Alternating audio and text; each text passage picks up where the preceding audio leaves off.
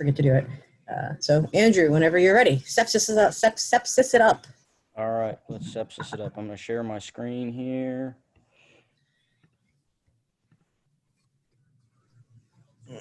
Can everybody see that? Yep. All right, cool. So we're talking about sepsis tonight, particularly from the BLS standpoint. So the first thing we'll get into is like an introduction. So what sepsis is, and it's pretty complex, but basically what it is a condition that starts when the body gets an infection, and this is typically a bacterial infection, but it can be viral or fungal.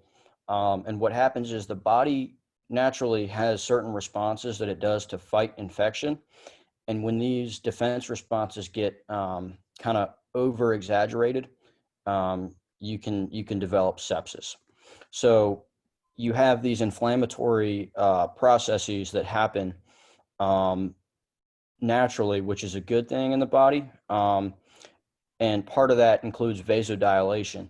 So when this occurs at a massive scale, that vasodilation becomes a problem because it's your body doesn't have the blood volume to fill past a certain point of vasodilation, and so it causes a form of distributive shock. So some facts on sepsis: it's actually the world's 10th leading cause of death. And for hospitalized patients, it's the leading cause of death. And if y'all remember, Southern Maryland has these up on all the computers in the hospital. Sepsis mortality increases by about 8% for every hour that the treatment and the antibiotics are delayed. So it's a big ticket thing. It's a lot of these deaths are preventable had sepsis been recognized and treated earlier. So it's important that we know about sepsis and that we can identify it. So basically what happens in the body naturally when an infection happens is if you see this guy over here on the left, he has, we'll call it some kind of infected sore on his leg.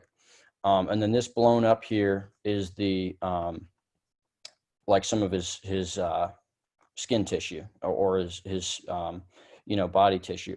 And so what happens is cytokines, which are the main inflammatory hormones or proteins in the body, rush to that area and they cause vasodilation. And the idea behind that is that by dilating the blood vessels in that area, the body floods that infected tissue with white blood cells, which fight infection, and fluid to kind of wash it out and fight the infection. And this is great. This is a great way for the body to deal with small infections. But when this happens on a larger scale, this will pose a problem because what's happening is essentially all the blood vessels in the body are dilating, and when they're dilated past a certain point, it's essentially like losing blood because that blood is no longer effectively circulating to the organs because it's if you picture a container, that container is expanded so much that there's no more pressure left in the container. So most of these infections start in the lungs. So this is typically going to be things like pneumonia, tuberculosis, things like that. And but sepsis can start anywhere. So an abdominal infection is fairly common. UTIs, especially in elderly patients, female patients, and then any other kind of an infected bed sore or any other way for bacteria to enter the body can cause sepsis. But it's important to think about the fact that half the sepsis cases start in the lungs. So we like to look for bed sores or, infections in other places kind of as a sign of infection. But it's important that we think about the lungs as somewhere that an infection can start. So anything that can increase the patient's odds of getting an infection can increase their odds of sepsis. And sepsis is tied to, basically it's a progression of an infection. And when an infection gets really, really bad, it gets to the point where essentially your body's natural response is inadequate, and it kind of gets, it goes crazy and it causes sepsis.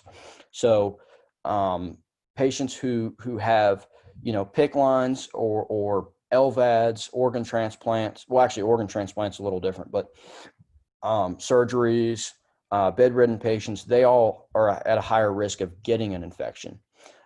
Patients who are on chemotherapy or have had an organ transplant are actually taking immunosuppressant meds. So their risk for sepsis is a lot higher because their body doesn't really have much of an immune system to defend against an infection. And then obviously elderly patients are more likely to have almost any disease. And then patients who are already on antibiotics, a lot of patients will take antibiotics, they'll feel better, and then they'll stop taking their antibiotics without finishing the full course.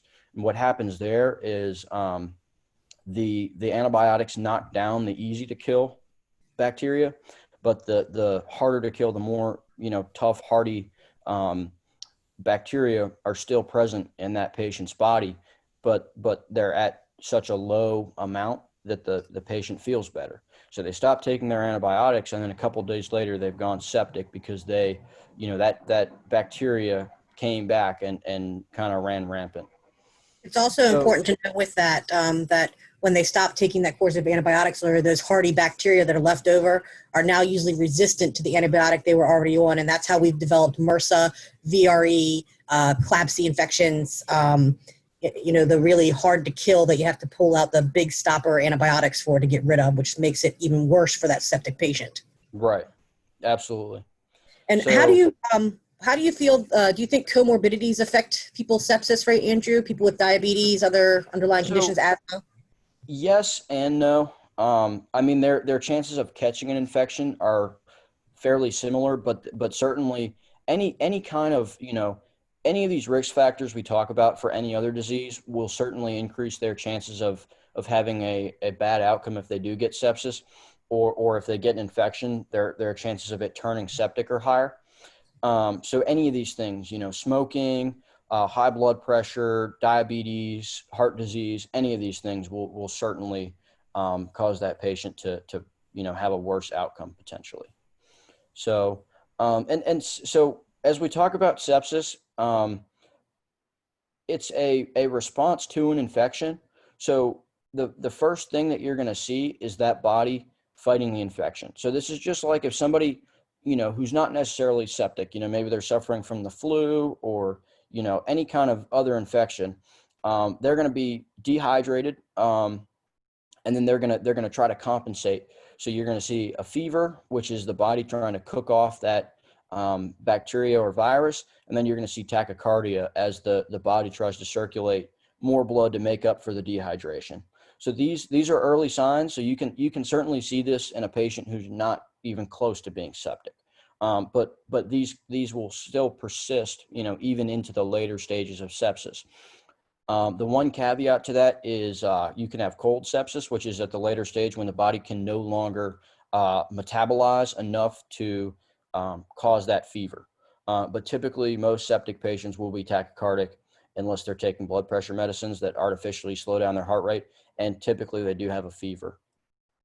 So as the body starts to go from an infection to sepsis, you're going to see an increased respiratory rate. And what's happening there is that your body can no longer perfuse all of your tissues. So what's happening is some of the cells, which normally use oxygen to metabolize, to run the cells, they're switching over from aerobic metabolism to anaerobic metabolism, which is less efficient, and it causes a waste product, which is lactic acid. So basically, when the cell doesn't get enough oxygen, it switches over to a process that builds up lactic acid, and that's going to cause a metabolic acidosis. And your body is going to try to correct for that by blowing off CO2. So if you remember last week or whenever it was we talked about capnography, you can see the patient blowing off more carbon dioxide. The reason for that is that carbon dioxide is naturally acidic. So by blowing it off, your body's trying to raise its pH back to a more normal pH. The problem with that is that this is a metabolic problem, not a respiratory problem. So it's not a very effective compensating mechanism. And then the other thing that you'll see with that is that lactate reading, which is a measure of the lactic acid, is going to be elevated. So what we look for is a lactate above 4. We don't carry lactate meters, unfortunately, so we can't really see that. But if you potentially maybe have somebody from like Patient First or something like that, where they've already done a lactate, or from a nursing home that's done labs, you may see an elevated lactate reading. What's a symptom of a high lactic acid in your body? Everyone should know this. Do you want me to answer this, or? You can if you want, but there's a symptom that you can also kind of look for that the patient might complain of if they have high lactic acid. There you go. Who said a muscle pain? Because lactic acid causes muscle cramping. Yep. And it's very severe muscle cramping. Yep. So it's certainly something that's good to look for. How out of the realm of possibility is it to see us carry in the future a lactic meter? Well, it's actually a pilot protocol in Maryland, and I would embrace it with open arms if we could get the medical director on board. I know they're really expensive. cool. Gotcha. Just curious. Okay. Yeah. So the next thing that you can potentially see is hypotension, and as we talked about earlier, this is profound vasodilation. So what's happening at this point is that the body runs out of what's called catecholamines, and these are your natural hormones, adrenaline and noradrenaline. And they're your natural hormones that are constantly in your body that maintain some degree of vascular tone, which is kind of the tightness of your blood vessels. When you run out of those hormones, your blood vessels can no longer effectively constrict, and it causes more fluid to leak out of your blood vessels. And so that's going to cause hypotension, and you'll see the fluid leak, and then also the container itself will become larger, so the pressure in the system diminishes. The next thing that you'll see is potentially a low end-tidal CO2, because the body has blown off all of its CO2 by trying to compensate for the acidosis. And then also the decreased metabolism causes less CO2. So it's kind of two factors that go into a low end-tidal CO2 reading. And then the third or the fourth big ticket item here is altered mental status. And, obviously this can be from a lot of things will cause altered mental status. But what's happening is that the brain isn't being perfused effectively. And so it starts to become altered and hypoxic. So anytime you see an altered mental status patient, sepsis should be on your differential diagnosis. So for us, our criteria for an adult, as we talked about earlier, it's a fever, heart rate above 100, so tachycardia, respirations more than 25 or end-tidal CO2 less than 32, hypotension or the lactate reading, which we don't have, unfortunately, but that is something that could potentially factor in. Remember that all you need is 2 of these and then a source of infection. So if they have, a bed sore and they're tachycardic with a fever, they could certainly be septic. So that you would run them for sepsis, and then depending on their stability, they would either be priority 1 or priority 2. You can, depending on your clinical impression, you can always run a patient or priority with lights and sirens or suspect sepsis in somebody who doesn't necessarily have all of these symptoms. So a great example would be a lot of elderly patients in nursing homes are taking medications that will, like beta blockers for high blood pressure, which will also slow the heart rate. And so they could be, they could have a heart rate of less than 100, but it's artificially there. Without their medication, their heart rate would be higher. And then if they're taking narcotic pain medicines, they could have a lower respiratory rate, things like that. So it's important to think big picture here. For pediatric sepsis, there's a lot that goes into it, and it's, to be completely honest, it's a lot easier to miss a sepsis in a pediatric patient. We should strive to have 100% catch rate on all septic patients. But the reality is the evidence suggests we are notoriously bad, and this is not just EMS, this is emergency medicine in general, notoriously bad for missing pediatric septic patients. So it's extremely important to know the sepsis criteria for pediatric patients, and to, consider it as a differential diagnosis. And it's here. This PowerPoint will go up on EMS Planner if you want to look at it, and it's also in the protocol book. So whenever you're assessing a septic patient or anyone who sepsis could be kind of something that potentially is on your mind, certainly you should be doing your ABCs like we do on everybody. Your vitals, because a lot of your sepsis criteria stuff comes from the vitals. Remember that a lot of septic infections start in the lungs. So we should certainly be listening to lung sounds. If you notice that coarse kind of rhonchi from like pneumonia, that could very well clue you into the fact that sepsis could be possible. We certainly want to take a history. And then the few other things that really matter, but that are kind of small details.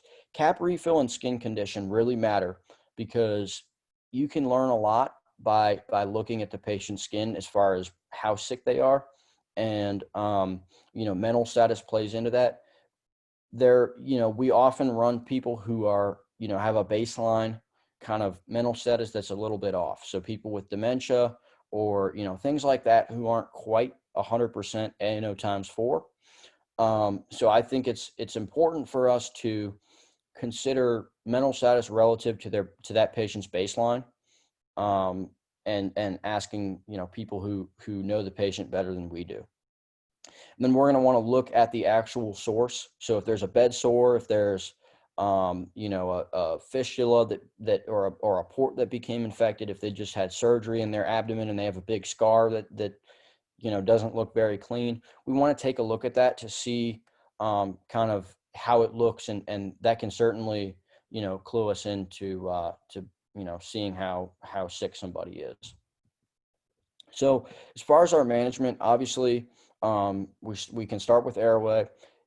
Altered patients might need a little bit of help with their airway. Typically, in especially the early and kind of mid stages of sepsis, the patient still has some degree of mental status, and so they can typically manage their own airway pretty effectively.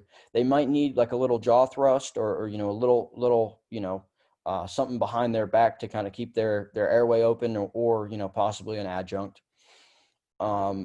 Patients who are hypoxic will certainly need supplemental oxygen. And as we talked about before, a lot of these infections start in the lungs.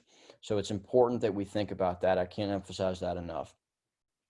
As far as circulation, if a patient is hypotensive, we don't want them sitting like semi-Fowlers, because with gravity, the blood flows down to their lower body. And so it's kind of working against you, because, the patient's vital organs are above their, the level of their legs.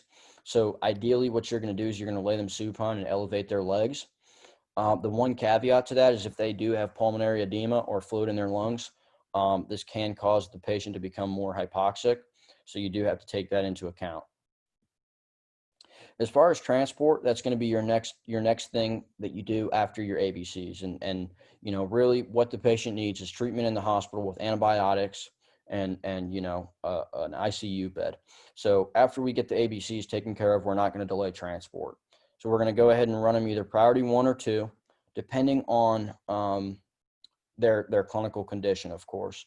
And, as we talked about earlier, we can certainly make a huge difference in mortality by quick transport. So, and then with that, we're going to want to contact the hospital as soon as we can. Once you get a lull in kind of what's going on with the patient and all the craziness there, you should call the hospital just so that they can start getting ready for your incoming patient. Septic patients use a lot of hospital resources. They might need airway management, ventilatory support, a bunch of other things, and then getting that ICU bed ready for that patient as soon as possible plays into account there. If you are an IV tech, you're going to want to place the largest bore IV that you can. So this patient's going to be receiving a lot of fluids, potentially vasopressors, other medications, IV antibiotics, things like that further down the line. So if you can get a large IV like an 18 gauge, that's preferable. And then obviously with any patient, if you think that the patient needs ALS resources, you can certainly consider requesting them. Just as an awareness thing to talk about, what we do as medics, and then kind of the hospital management of sepsis. The higher level care stuff that goes on, if the patient needs intubation, that can happen, or non-invasive ventilation like CPAP or BiPAP. They're going to get a large amount of fluids. So typically that's 30 milligrams per kilogram in the initial kind of wave of fluid management. They could potentially need vasopressor drips like norepinephrine, epinephrine, things like that. So these things are, like we talked about earlier, natural hormones in the body that have been depleted by a prolonged period of shock, and so they could need supplemental pressors. Obviously, they need antibiotics so that they can fight the initial infection. Those may have to be delivered through a central line, so they could need that. They will certainly need labs and blood cultures to figure out the exact bacteria so they can target that with a more precise antibiotic. And then they'll typically get EKGs too, just to rule out anything cardiac. So at this point, we'll open it up for questions if anybody has anything.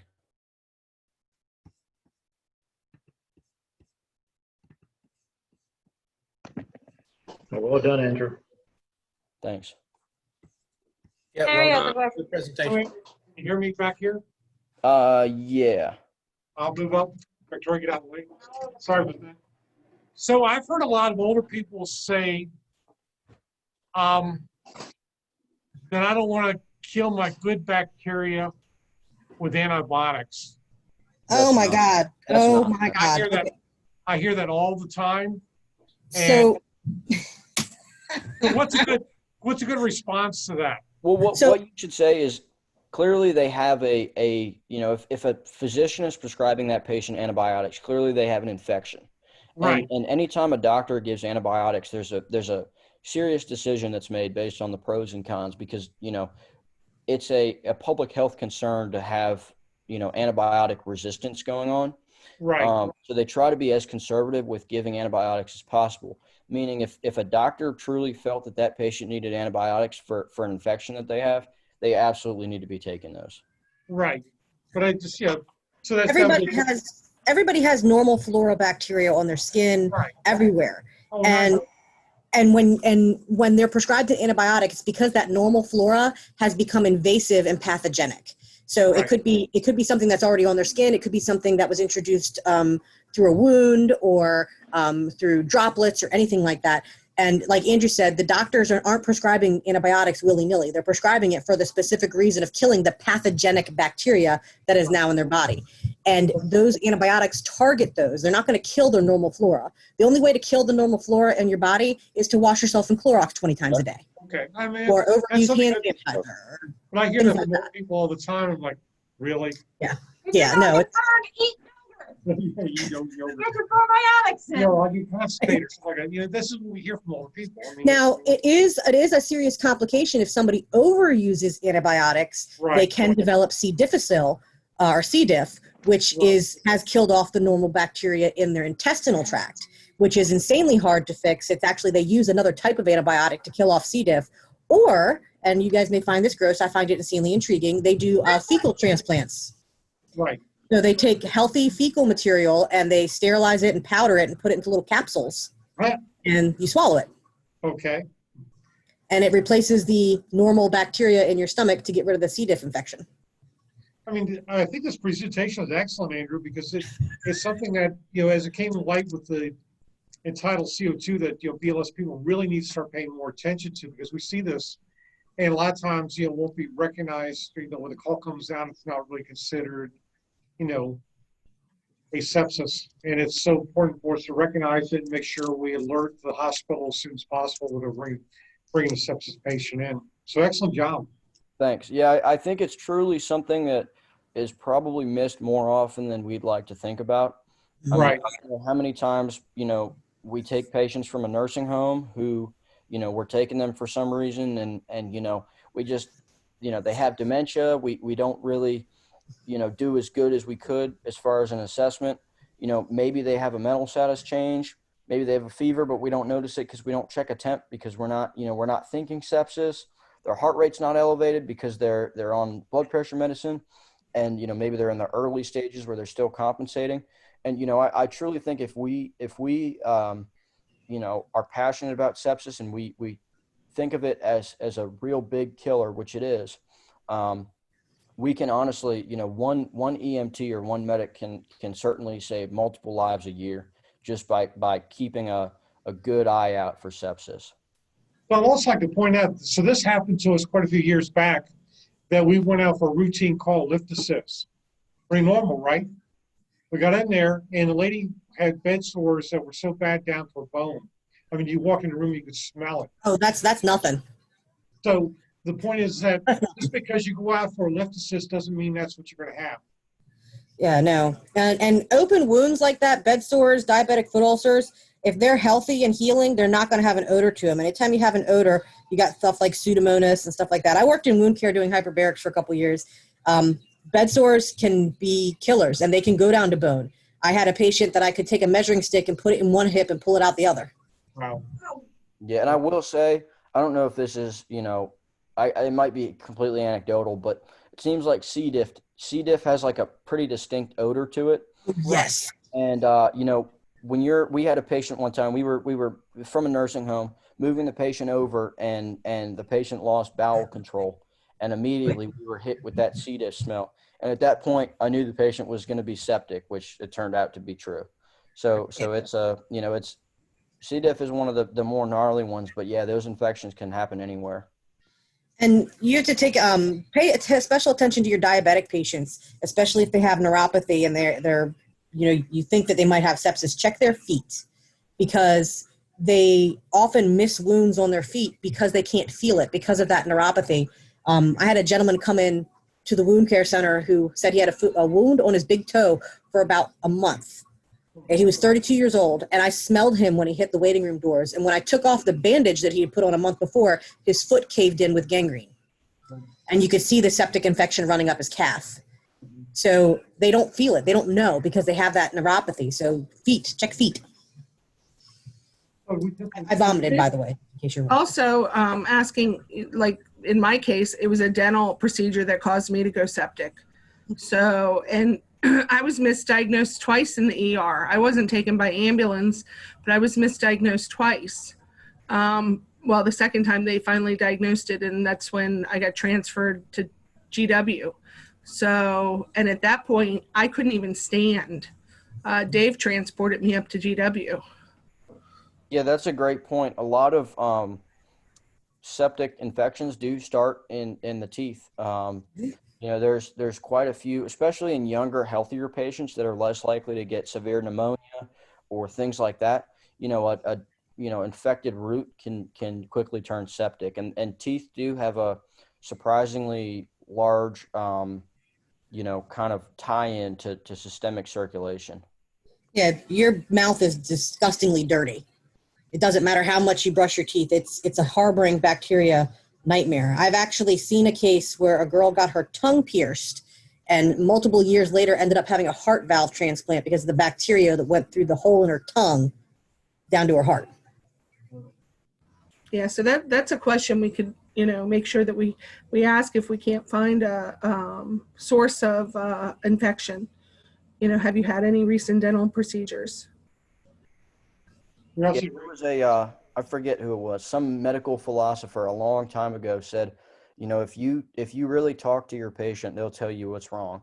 And I think a lot of the time we kind of rush through getting a history. And so, you're absolutely right. It's important we get a good, thorough history, everything, dental history, medical history, any kind of procedure, even if they just got their, like Jamie was saying, if they just got their tongue pierced last week, that's not the kind of thing they're going to, that's not really information that they necessarily think is relevant, or a tattoo or something like that. They don't really think that's relevant. So it's important we think about, why sepsis occurs and different vectors for infection, and asking all those questions.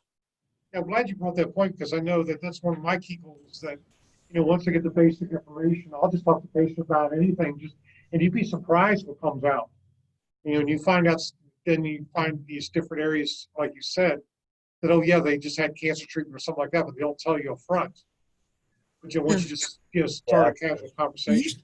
Regardless of the information that you receive from dispatch, you should be walking into every call, and I'm going to go Latin on you, with the mindset of tabula rasa, which means clean slate.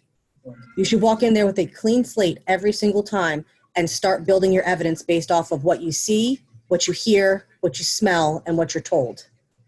All of your senses come into play here, and you use that to build evidence, to build and lead your clinical decision making down a path. But never walk in there predisposed because the abnormal labs at the nursing home. There could be other things. We need to stop letting some of this dispatch information cloud our judgment and look at every single patient as an open book from the beginning. Yeah, and to add on to that, it's very important because I know a long time ago I had a patient who they said fell off the loading dock. When I got there, it was actually a patient that got crushed between the back of the tractor trailer and loading dock. Ended up being a priority 1 flyout, and when they heard what was going on, all of Charles County showed up. Just had to be a quiet night, but it was. Yeah, you're right. Just what you hear doesn't mean that's what you're going to find. Yeah. So I'd like to add, there's certainly there's some conditions that are kind of a diagnosis of exclusion. We exclude all the other things that the patient could be having, and we arrive at our diagnosis. Sepsis is not like that. And I don't even like the phrase sepsis criteria because it causes kind of closed-minded thinking. And I think it's important to, think about the worst thing that the patient could be experiencing on your differential diagnosis. So your patient who's been sick with a cold for 2 weeks, the worst case scenario, they're in septic shock. Semi worst case scenario, they're dehydrated from flu or whatever. And best case scenario, they're just, they got the sniffles and nothing's wrong with them. But we shouldn't jump to that. We should start, as on the safest side as possible, assuming that they're the worst, and then dial back our response. So, Andrew, quick question. What did we decide to do next week? I know we're going to get into the protocol book. We're going to cover Stroke. stroke and heat-related issues. Yeah, stroke and environmental emergencies. Good, excellent. Because to be honest with you, that was kind of an interesting one we had today on work site. We were working on top of a building, which ironically happened to be on top of a hospital. And the heat started getting to us, plus having to wear the mask because we couldn't social distance. Yeah. It took a toll on all of my team that were working today. So Yeah, I'm going to cover heat stroke next week. You're going to do heat stroke next week? Mm-hmm. Okay. And then I'll start laying out the platform with the going through the protocol book, part by part. Okay, sounds good. Excellent job. Any other questions? All right. Jamie, you're going to handle next week then? Yes. Friday's a holiday? It's a holiday? Yes. What? Next Friday? Yeah, see? You should be handling burns, not heat. By the third. Okay, well then I'll tell you how to put a tourniquet on somebody's wrist when they blow their hand off with a firecracker. No, we're going to talk about getting hit with Roman candles. That's it. I actually shot my sister with a Roman candle. She has a scar to prove it. We want to see some demonstrations, so. I still do that. It's still funny. I don't care about the issues. It's just funny. Well, we may see quite a few more injuries and problems on the 4th of July since they're not having fireworks at the fairgrounds or any firework demonstrations, and people are buying it up and going to be doing it at their home. So. I'm ready. The first words were, Dad, short fuse. Oh, and just as a note, I have received direction from the county that we may now staff our ambulances at 4. Excellent. So we can start doing some more driver training and all that other training? Yep. You gonna put out a notice? That also, is that allowing us now to start in-house classes? Not quite yet because there's still a restriction of indoor meetings of no more than 10 or half capacity. This is just staffing of the ambulance. So Hogan has to release that restriction. Just saying, no more than the whole no more than 10. I've taught several classes so far, and I ain't seen more than 6. So we're still there. Jamie. If you have 1 or 2 people that need their CPR restarted, and you want to go up and do it, and you can maintain social distancing, I have no issue with that. Okay. Jamie, how about interviewing for bringing on new members? We can do that. Yeah, you can do that, or you can do it via Zoom. Okay. There's a large group of people who want IV tech. And I've been telling everybody that that's stalemated as far as right now. Is that still something that we're going to wait till later for? Yeah, because you have to get up close and personal with IV Tech. I will tell you, I was allowed on campus at CSM for the past 3 days to get my medical assisting students trained, and having to try to train somebody to do phlebotomy sticks in a mask, having to maintain social distancing is insanely hard. Yeah.